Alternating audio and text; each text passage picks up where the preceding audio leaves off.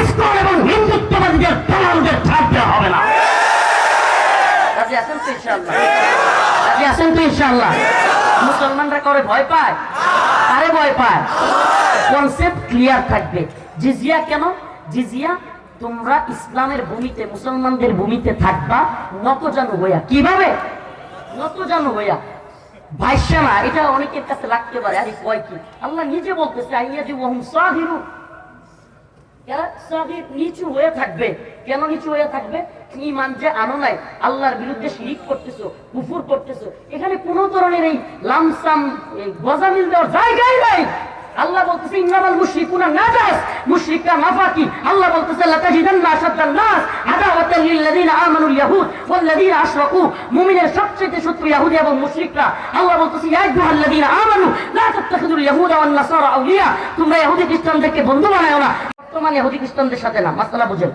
ইহুদি খ্রিস্টান আহলে কিতাব, তাদের কাছে তাওরাত ছিল, ইনজিল ছিল। এজন্য ছেলে যদি মুসলিম হয়, মেয়ে যদি খ্রিস্টান বা ইহুদি হয়, বিবাহ জায়েজ ছিল। কিন্তু মেয়ে যদি, ছেলে যদি ইহুদি খ্রিস্টান হয়, মেয়ে যদি মুসলিম হয়, বিয়ে জায়েজ ছিল।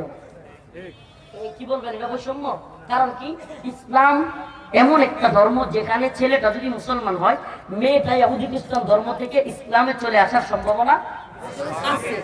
এই জন্য বিয়েটা জায়েজ, ছেলেকে প্রাধান্য দিয়ে। আর যদি ছেলে ইহুদি বা খ্রিস্টান থাকে, মেয়েটা মুসলিম, তাহলে মেয়েটার ইহুদি খ্রিস্টান হয়ে যাওয়ার সম্ভাবনা আছে। এজন্য ইহুদি খ্রিস্টান ছেলের কাছে বিয়ে দেওয়া জায়েজ ছিল না। আমাকে বলেন, তাইলে আল্লাহ কি বৈষম্য করছে?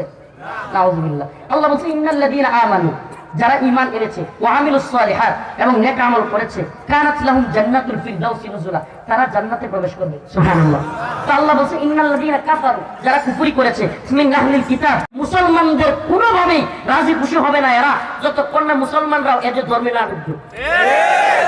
এতগুলো আয়াত এত পরিষ্কার ভাবে বলার পরে কাফেরদের ব্যাপারে নমনীয়তা চলতে পারে?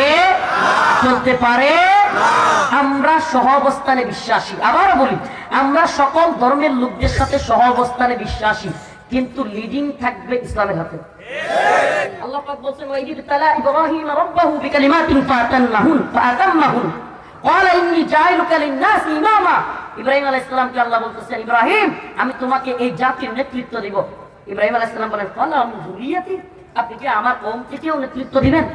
আল্লাহ বলেন, ক্বালা লা ইয়ানালু আহদিয যালিমিন, আমি জালিমদের থেকে, কাফেরদের মধ্য থেকে কাউকে নেতা বানাবো না। এই আয়াত প্রমাণ করে, তাফসীরে আসছে কোন কাফের মুসলমানদের নেতা হতে পারে না।